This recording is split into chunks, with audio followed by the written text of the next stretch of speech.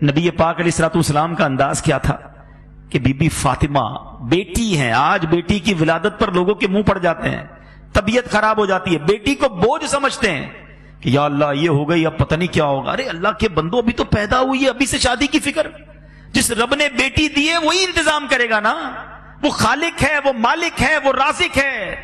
نبی پاک علیہ الصلوۃ والسلام فرماتے ہیں، جس کا مضمون ہے کہ جس کی 3 بیٹیاں ہوں اور اس کی اچھی پرورش کرے اور ان کو اچھی طریقے سے پال پوس کر بڑا کر کے ان کا رشتہ کر دے، اللہ کریم ان 3 بچیوں کے بدلے اس کے والدین کو جنت عطا فرمائے گا، جنت واجب ہو جائے گی۔ صحابی رسول نے عرض کی، حضور اگر کسی کی 2 بیٹیاں ہوں؟ اللہ کے حبیب فرماتے 2 بیٹیاں ہوں تب بھی جنت واجب ہو جائے گی۔ جب پہلی بار میں یہ حدیث پڑھ رہا تھا نا، میں سوچنے لگا میری تو 1 بیٹی ہے۔ صحابہ بھی کمال کے تھے، یقین کرو ہمارے کام آسان کر دیے۔ اسی حدیث کا اگلا جز تھا، صحابی رسول پوچھتے ہیں حضور اگر 1 بیٹی ہو تو؟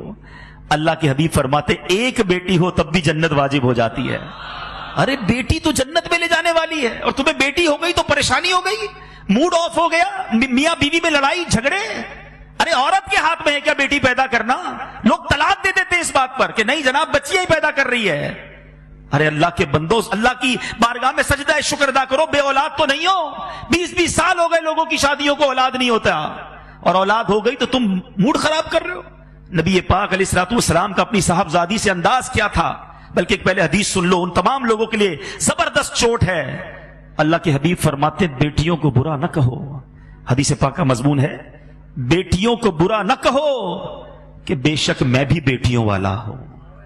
اللہ کے حبیب نے اپنے آپ کو صلی اللہ علیہ وسلم بیٹیوں والا کہا، اور فرمایا یہ تو ماں باپ کے لیے بڑی محبت والیاں ہوتی ہیں۔ اور میرے میٹھے اسلامی بھائیوں، نبی پاک کا کیا ایٹیٹیوڈ تھا۔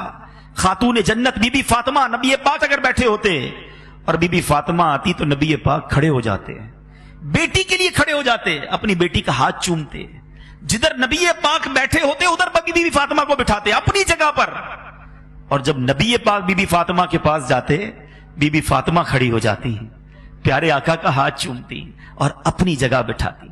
یہ ہے میرے آقا کی سیرت۔ سیکھو نا کہ بچوں سے پیار کیسے، بچیوں سے پیار کیسے۔